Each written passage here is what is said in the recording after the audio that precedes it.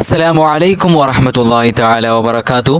24-ാം unit ആയിട്ടുള്ള തതവ്വുറുൽ മസ്റഹിയ്യതി ഫിൽ അദബിൽ അറബിയിൽ ഹദീസി എന്നുള്ള ഭാഗമാണ് നമുക്ക് നോക്കാനുള്ളത്.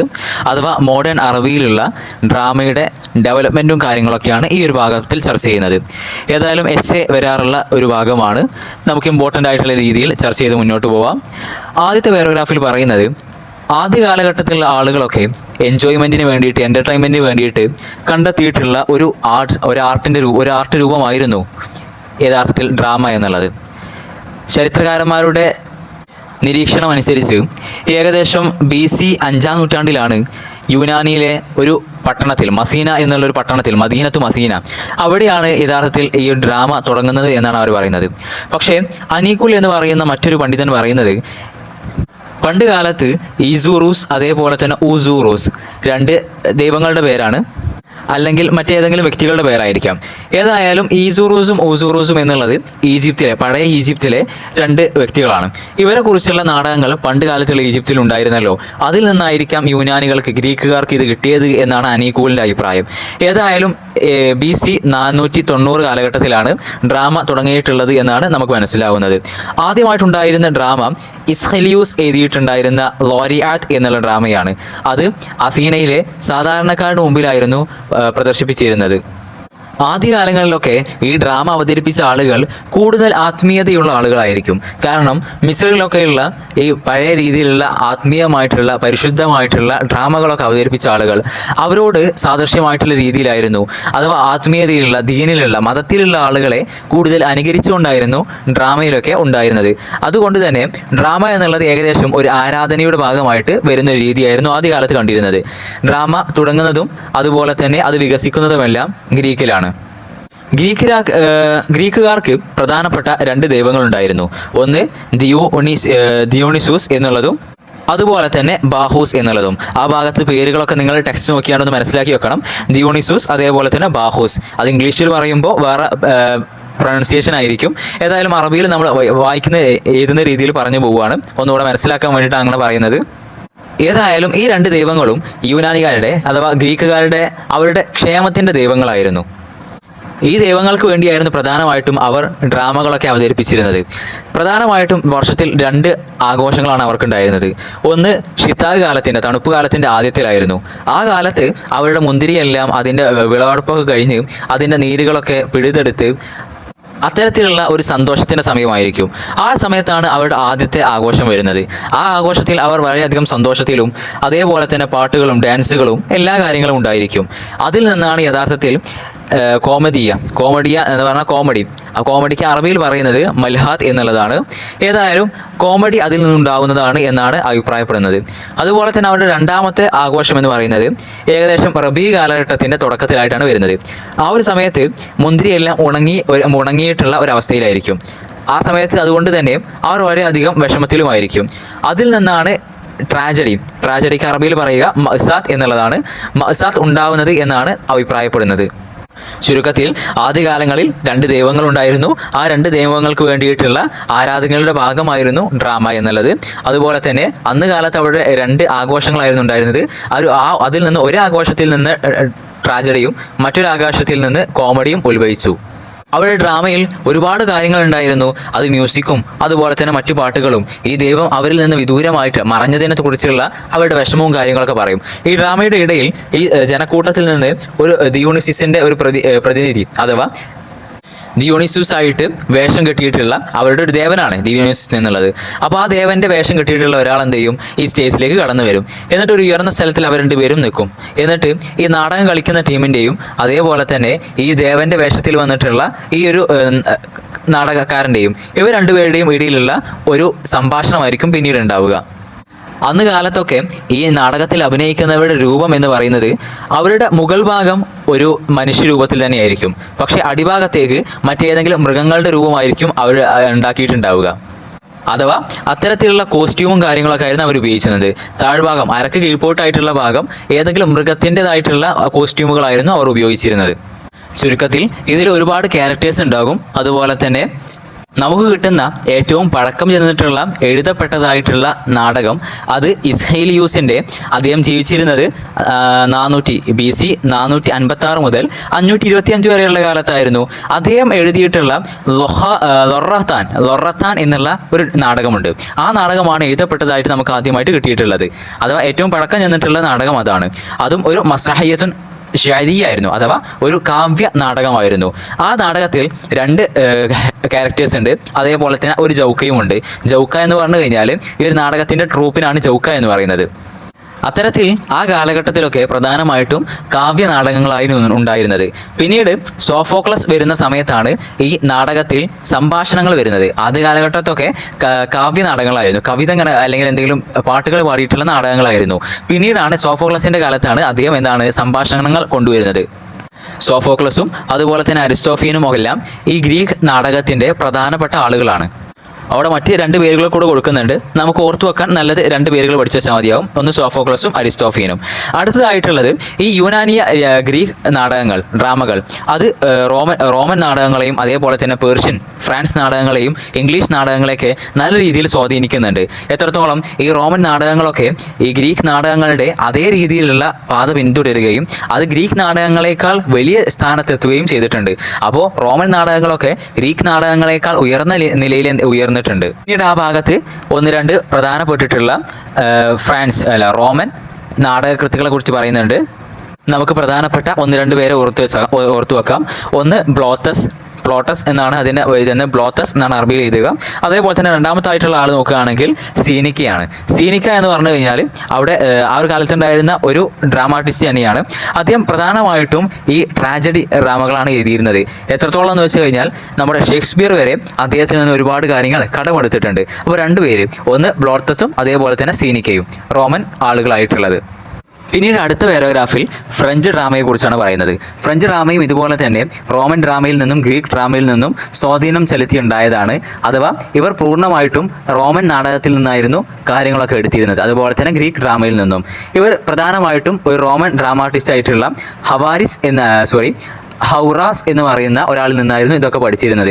അതുപോലെ തന്നെ അറസ്തുവിൻ്റെ പോയറ്റിക്സ് എന്നുള്ള ഗ്രന്ഥവും അവരിൽ നല്ല രീതിയിൽ സ്വാധീനം ചെലുത്തിയിരുന്നു. ഇതിൻ്റെ ഇറ്റലിയിലുള്ള ട്രാൻസ്ലേഷനൊക്കെ അവർക്ക് നല്ല രീതിയിൽ ഉപയോഗപ്പെട്ടിരുകയും ചെയ്തിരുന്നു. പിന്നീട് അവർ ഏകദേശം 1630 1660 വരെയുള്ള ഒരു കാലഘട്ടത്തിൽ അവർ പ്രധാനമായിട്ടും ഒരു ക്ലാസിക് ഏജ് ആയിരുന്നു, ഒരു ക്ലാസിക്കീയത്തിനായിരുന്നു അവർ മുറുകെ പിടിച്ചിരുന്നത്. ക്ലാസിക് എന്താണ് എന്നുള്ള കാര്യമൊക്കെ നമ്മൾ ശേഷം പറയുന്നുണ്ട്. ഏതായാലും ആ ഒരു ക്ലാസിക്കീയത്തിനായിരുന്നു അവർ മുറുകെ പിടിച്ചിരുന്നത്.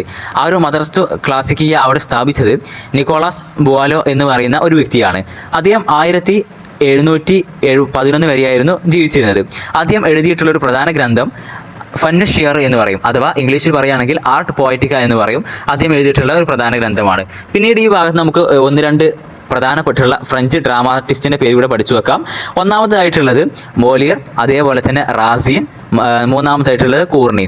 ഈ കോർണി ഇങ്ങനെ അറബിയിൽ അങ്ങനെയാണ് എഴുതാറുള്ളത്. അതിൻ്റെ കറക്റ്റായിട്ടുള്ള ഇംഗ്ലീഷ് പ്രൊനൗൺസിയേഷനും കാര്യങ്ങളൊക്കെ നിങ്ങൾക്ക് അവിടെ തന്നെ കാണാൻ കഴിയും. പിന്നീട് അടുത്ത പാരഗ്രാഫിൽ ഇംഗ്ലീഷിലുള്ള ഡ്രാമയെക്കുറിച്ചാണ് പറയുന്നത്. അവിടെ ആദ്യമായിട്ട് പറയുന്നത് ഏകദേശം 12-ാം നൂറ്റാണ്ടിലാണ് ഇംഗ്ലീഷ് സാഹിത്യത്തിൽ ഡ്രാമ വരുന്നത്. ആദ്യകാലത്തൊക്കെ ചർച്ചുമായിട്ട് ബന്ധപ്പെട്ടുള്ള ആചാരങ്ങളുടെ ഭാഗമായിട്ടായിരുന്നു ഡ്രാമ വന്നിരുന്നത്. ഏകദേശം 1110 കാലഘട്ടത്തിലൊക്കെ അവിടെ ഡ്രാമയുണ്ടായിരുന്നു. പിന്നീട് ഈ ഡ്രാമ ഇംഗ്ലീഷ് ഡ്രാമകൾ അതിൻ്റെ ഒരു പൂർണ്ണ സ്ഥിതിയിലേക്ക്, അതിൻ്റെ ഏറ്റവും ടോപ്പ് ലെവലിലേക്ക് എത്തുന്നത് 1558 ആ കാലത്ത് എലിസബത്തിൻ്റെ കാലത്താണ് ഇംഗ്ലീഷ് ഡ്രാമ അതിൻ്റെ ഒരു ഉയർന്ന നിലയിലേക്ക് എത്തുന്നത്. പിന്നീട് ഈ ഇംഗ്ലീഷ് ഡ്രാമ ക്ലാസിക്കീയത്തിനെതിരായിട്ട് റൊമാൻറ്റിസം അതിനെ കൊണ്ടുവരികയും ചെയ്തിട്ടുണ്ട്.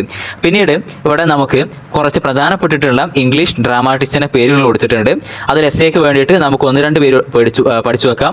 ഒന്ന് ജോൺ ഹ്യൂത് അല്ലെങ്കിൽ ജോൺ ലീലി, അതേപോലെ തന്നെ ഷേക്സ്പിയർ ഉണ്ട്, ബെൻ ജോൺസൺ ഉണ്ട്, ജോർജ് ബെർണാഡ് ഷേ ഉണ്ട്. ഇതൊക്കെ നമ്മൾ കേട്ടിട്ടുള്ള പേരുകളായിരിക്കും, അതുകൊണ്ട് തന്നെ പഠിച്ചു വെക്കാനും സുഖമായിരിക്കും. അതോടെ ഈ ഭാഗം ഏകദേശം കംപ്ലീറ്റ് ആയിട്ടുണ്ട്. അപ്പോൾ നമ്മൾ പറഞ്ഞൊരു ഓർഡർ മനസ്സിലാക്കി വെക്കുക. ആദ്യം ഡ്രാമ യൂനാനിൽ തുടങ്ങുന്നു. ആദ്യകാലങ്ങളിൽ എന്താണ് ആചാരങ്ങളുമായിട്ട് ബന്ധപ്പെട്ട, അനുഷ്ഠാനങ്ങളുമായിട്ട് ബന്ധപ്പെട്ട ആദ്യ ആഘോഷങ്ങളിൽ എന്താണ് 2 ഡ്രാമകൾ ഉണ്ടാകുന്നു. പിന്നെ അതുപോലെ തന്നെ ആ യൂനാനിയിൽ നിന്ന് പിന്നീട് കൂടുതൽ റോമൻ നാടകങ്ങൾ ഉണ്ടാകുന്നു. ആ റോമൻ നാടകങ്ങളിൽ പ്രധാനപ്പെട്ട 2-3 പേരുകൾ നമ്മൾ പറഞ്ഞു. അതിനുശേഷം പിന്നെ റോമൻ നാടകങ്ങൾ ഇൻഫ്ലുവൻസ് ആയിട്ട് ഫ്രഞ്ച് നാടകങ്ങൾ ഉണ്ടാകുന്നു. അതിനുശേഷം ഇംഗ്ലീഷ് നാടകങ്ങൾ ഉണ്ടായിരുന്നു. ആ ഒരു രീതിയിൽ കറക്റ്റ് ഓർഡറിൽ പഠിച്ചു വെച്ച് കഴിഞ്ഞാൽ സിമ്പിൾ ആയിരിക്കും. പിന്നീട് അടുത്ത് പറയാൻ പോകുന്നത് ഈ മസ്രഹിയത്തിൻ്റെ രൂപങ്ങളാണ്. പ്രധാനമായിട്ടും മസ്രഹിയത്ത് ഉള്ളത് 2 രീതിയിലാണ്. ഒന്ന് കോമഡിയും അതുപോലെ തന്നെ 2 ട്രാജഡിയുമാണ്. കോമഡിക്ക് നമ്മൾ മൽഹാത്ത് എന്ന് പറയും, അതുപോലെ തന്നെ ട്രാജഡിക്ക് നമുക്ക് മസാത്ത് എന്നുമാണ് അറബിയിൽ പറയാറുള്ളത്. ഏതായാലും 2 രീതിയിലാണ് പ്രധാനമായിട്ടും ഡ്രാമ ഉണ്ടായിരുന്നത്. പിന്നീട് അതിനെ വേറൊരു രീതിയിൽ ക്ലാസിഫൈ ചെയ്യുകയാണെങ്കിൽ നമുക്ക് ഈ ഡ്രാമയെ ഏകദേശം 5 രീതിയായിട്ട് വെക്കാൻ കഴിയും. പ്രധാനമായിട്ടും 2 രീതി തന്നെ ഉള്ളൂ, ഒന്ന് ട്രാജഡിയും ഒന്ന് കോമഡിയും. എന്നാൽ നമുക്കെന്താണ് ഒന്നുകൂടെ ഇതിനെ വിഭജിക്കുകയാണെങ്കിൽ നമുക്ക് ഒന്നുകൂടെ 5 ആക്കാൻ കഴിയും. വിശദീകരിച്ച് പറയാം. ആദ്യമായിട്ടുള്ളത് ട്രാജഡിയാണ്. നമുക്ക് ഇവിടെ മുകളിൽ നോക്കുകയാണെങ്കിൽ ട്രാജഡി ഉണ്ട്, കോമഡി ഉണ്ട്, അതേപോലെ തന്നെ മെലോഡ്രാമയുണ്ട്, ഫാർസ് ഉണ്ട്, അതേപോലെ തന്നെ ഔബ്രയുണ്ട്. ഇതിൽ മെലോഡ്രാമ എന്നുള്ളത് ഒരു തരം ട്രാജഡി തന്നെയാണ്. അതേപോലെ തന്നെ ഫാർസ് എന്ന് പറയുന്നത് ഒരു തരം കോമഡിയാണ്. ഔബ്ര എന്ന് പറയുന്നത് കോമഡിയും ആവാം, അതേപോലെ തന്നെ ട്രാജഡിയും ആവാം എന്നുള്ള രീതിയിലാണ്. നമുക്ക് വിശദീകരിച്ച് നോക്കുകയാണെങ്കിൽ ആദ്യത്തേതായിട്ടുള്ളതാണ് ട്രാജഡി. ട്രാജഡി എന്ന് പറഞ്ഞു കഴിഞ്ഞാൽ കൂടുതൽ വിഷമിപ്പിക്കുന്ന ഒരു ക്ലൈമാക്സ് ആയിരിക്കും അതിനുണ്ടായിരിക്കുക. അതുപോലെ തന്നെ ഒരു സീരിയസ് ടോണിലായിട്ടും കഥ പറഞ്ഞു പോയിരിക്കുക. കൂടുതൽ തമാശകളൊന്നും ഇല്ലാതെ ഒരു സീരിയസ് ആയിട്ടുള്ള കഥയായിരിക്കും അതിനുണ്ടാവുക. അതിനുള്ള നായകൻ ഒരുപാട് കാര്യങ്ങൾ, നല്ല കാര്യങ്ങളൊക്കെ ചെയ്യുന്ന വ്യക്തിയായിരിക്കും. പക്ഷേ ഈ നായകന് ഒരു ഘട്ടത്തിൽ ഒരു പ്രയാസം എത്തിച്ചേരും. എന്നിട്ട് ഈ പ്രയാസം അതിങ്ങനെ കൂടിക്കൊണ്ടേയിരിക്കും. ഒരിക്കലും ആ പ്രയാസങ്ങൾ എന്താവുകയില്ല, അത് പരിഹരിക്കപ്പെടുന്നില്ല. അങ്ങനെ കൂടിക്കൊണ്ടേയിരിക്കുകയും പിന്നീട് അവസാനം ഈ നാടകത്തിൻ്റെ ഈ ട്രാജഡിയുടെ ക്ലൈമാക്സിൽ ഈ നടൻ ഒന്നുകിൽ എന്താകും, നായകൻ ഒന്നുകിൽ മരണപ്പെടുകയോ അല്ലെങ്കിൽ നായകനോട് ഏറ്റവും ബന്ധപ്പെട്ടിട്ടുള്ള ആളുകൾ എന്താണ് മരണപ്പെടുകയോ സൂയിസൈഡ് ചെയ്യുകയോ അങ്ങനെ എന്തെങ്കിലും ആയിരിക്കും ഇതിൻ്റെ ക്ലൈമാക്സ് ഉണ്ടാവുക. അത്തരത്തിൽ ഈ കാണികളുടെ ഉള്ളിൽ ഒരു നല്ല രീതിയിലുള്ള ഒരു അടിത്തട്ടിലേക്കുള്ള ആഴത്തിലുള്ള സ്വാധീനം ചെലുത്താൻ കഴിയുന്ന ഒരു രീതിയാണ് ട്രാജഡിക്ക് ഉണ്ടാവുക. നമ്മൾ ഷേക്സ്പിയറിൻ്റെ ട്രാജഡിയൊക്കെ എടുത്ത് നോക്കുകയാണെങ്കിൽ അതിലധികം അവസാനത്തിൽ എന്താകും, ഹീറോ മരിക്കുന്ന രീതിയിലായിരിക്കും ഉണ്ടാവുക. ഒതല്യ ആണെങ്കിലും മറ്റുള്ളതൊക്കെ ആണെങ്കിലും അങ്ങനെ തന്നെയാണ് ഉണ്ടാവുക. രണ്ടാമത്തത് കോമഡിയാണ്. കോമഡി എന്ന് പറഞ്ഞു കഴിഞ്ഞാൽ അഥവാ മൽഹാത്ത്, അതിന് ഒരുപാട് സന്തോഷമുള്ള കാര്യങ്ങൾ ഉണ്ടാവും. അതുപോലെ തന്നെ അതിൻ്റെ ക്ലൈമാക്സ് എന്ന് പറയുന്നത് ഒരു സന്തോഷിപ്പിക്കുന്ന കാര്യമായിരിക്കും. ഒന്നുകിൽ എന്താണ് ഈ നായകൻ കല്യാണം കഴിക്കുക, അതേപോലെ അല്ലെങ്കിൽ എന്താണ് നായകൻ ഉദ്ദേശിക്കുന്ന ഒരു കാര്യം കരസ്ഥമാവുക. ആ ഒരു രീതിയിൽ ഒരു നല്ലൊരു എൻഡിങ്, നല്ല സന്തോഷിപ്പിക്കുന്ന ഒരു എൻഡിങ് ഉണ്ടായിരിക്കും ഈ കോമഡിക്ക്. അതുപോലെ തന്നെ മൂന്നാമത്തെ വിഭാഗമാണ് മെലോഡ്രാമ. മെലോഡ്രാമക്ക് അറബിയിൽ പറയുന്നത് മസാത്തുൽ ഖസ്വ എന്നാണ്. ഈ മെലോഡ്രാമയുടെ പ്രത്യേകം എന്ന് പറഞ്ഞു കഴിഞ്ഞാൽ മെലോഡ്രാമയുടെ അവസാനം ഒന്നെങ്കിൽ എന്തായിരിക്കും, വളരെ ശോകമായിരിക്കും, അല്ലെങ്കിൽ വളരെ സന്തോഷത്തോടു കൂടിയുള്ളതായിരിക്കും. പക്ഷേ ബാക്കിയുള്ള കാര്യങ്ങളൊക്കെ നമ്മുടെ ട്രാജഡിയെ പോലെ തന്നെ വളരെ വിഷമിപ്പിക്കുന്ന കാര്യങ്ങളൊക്കെ ആയിരിക്കും. അഥവാ ട്രാജഡിയും മെലോഡ്രാമയും തമ്മിലുള്ള വ്യത്യാസം വരുന്നത് അവസാനത്തിലാണ്. ട്രാജഡിയുടെ ക്ലൈമാക്സിലാണ്. അഥവാ മെലോഡ്രാമയുടെ ക്ലൈമാക്സ് എന്താവണമെന്നില്ല, ഈ വളരെ ബുദ്ധിമുട്ടുള്ള ശോകമായിരിക്കണം എന്നില്ല, മറിച്ച് എന്തായിരിക്കാം, സന്തോഷമുള്ള ക്ലൈമാക്സും ഉണ്ടാവും. അതാണ് ചുരുക്കത്തിൽ മെലോഡ്രാമ എന്ന് പറയുന്നത്. പിന്നീട് മെലോഡ്രാമയുടെ കൂട്ടത്തിൽ നമുക്ക് ഷേക്സ്പിയറിനെയും അതേപോലെ തന്നെ മാർലോയൊക്കെ പരിഗണിക്കാവുന്നതാണ്. പിന്നീട് അടുത്തതായിട്ടുള്ളതാണ് ഫാർസെ. ഫാർസി യഥാർത്ഥത്തിൽ ഈ മെലോഡ്രാമ ട്രാജഡിക്ക് എങ്ങനെയാണോ ആ ഒരു രീതിയിൽ തന്നെയാണ് കോമഡിക്ക് ഫാർസി എന്നുള്ളതും. ഈ ഫാർസിയിൽ പ്രധാനമായിട്ടും ഒരുപാട് ചിരിപ്പിക്കുന്ന, എൻ്റർടൈൻ ചെയ്യുന്ന ഒരുപാട് ഘടകങ്ങൾ ഉണ്ടായിരിക്കും. അതിൽ വേണ്ടാത്ത കുറേ സംസാരങ്ങളോ കാര്യങ്ങളോ ഒന്നും ഉണ്ടാവുകയില്ല. മറിച്ച് എന്താണ്, കുറേ ഇങ്ങനെ ചിരിപ്പിക്കുന്ന കാര്യങ്ങൾ ഇങ്ങനെ ആവർത്തിച്ചുകൊണ്ടേയിരിക്കുന്ന ആ ഒരു രീതിയിലാണ് ഫാർസി ഉണ്ടാവാറുള്ളത്. അതുപോലെ തന്നെ ഈ ഫാർസെ ഒരു ആർട്ടിസ്റ്റിക് വ്യൂവിലേക്ക് നോക്കുകയാണെങ്കിൽ അതിന് വലിയ പ്രാധാന്യമൊന്നും ഫാർസയ്ക്കില്ല.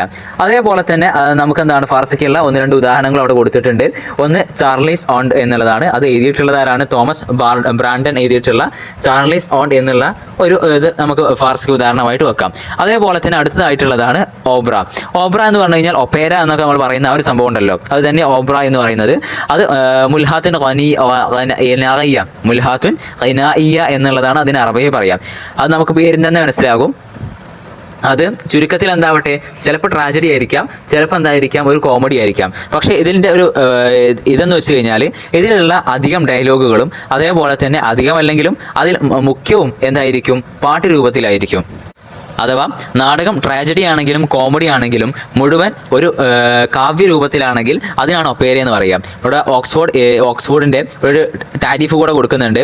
ഒപ്പേര എന്ന് പറഞ്ഞു കഴിഞ്ഞാൽ a dramatic work in which all or most words are sung to music. അഥവാ കൂടുതലായിട്ടുള്ളതും അല്ലെങ്കിൽ എന്താണ് മുഴുവനായിട്ടും ഒരു പാട്ട് രൂപത്തിൽ വരുന്നതാണ് എന്ത് പറയുന്നത്, ഒപ്പേര എന്ന് പറയുന്നത്. അതിൻ്റെ അറബിയും അവിടെ തന്നെ കൊടുത്തിട്ടുണ്ട്.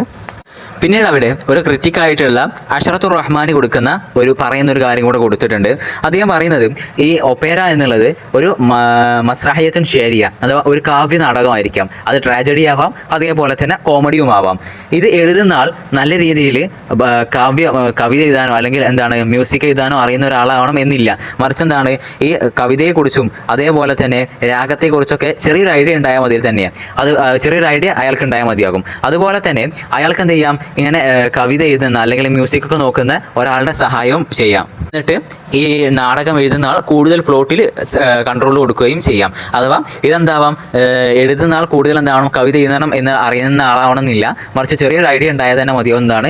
അതുപോലെ തന്നെ മറ്റൊരു കവിത എഴുതാൻ, ഈ പാട്ട് എഴുതാൻ മറ്റൊരാളുടെ സഹായവും തേടാം. അങ്ങനെ സഹായം തേടുന്ന സമയത്ത് ഇയാൾ കൂടുതലായിട്ടും അതിൻ്റെ പ്ലോട്ടുകളിലും കാര്യങ്ങളിലൊക്കെ ശ്രദ്ധ കേന്ദ്രീകരിക്കാം. അപ്പോൾ ഇത്രയും കാര്യങ്ങളൊക്കെയാണ് ഈ ഒരു ഭാഗത്ത് പറയുന്നത്. ഇനി നമുക്ക് ഏതായാലും ക്ലാസിക്കിയ, റൊമാൻസിയ ആ ഒരു സിമ്പിളായിട്ടുള്ള ഭാഗങ്ങളാണ്. അതേപോലെ തന്നെ അതിൻ്റെ കുറച്ച് കാര്യങ്ങൾ പറയാനുണ്ട്.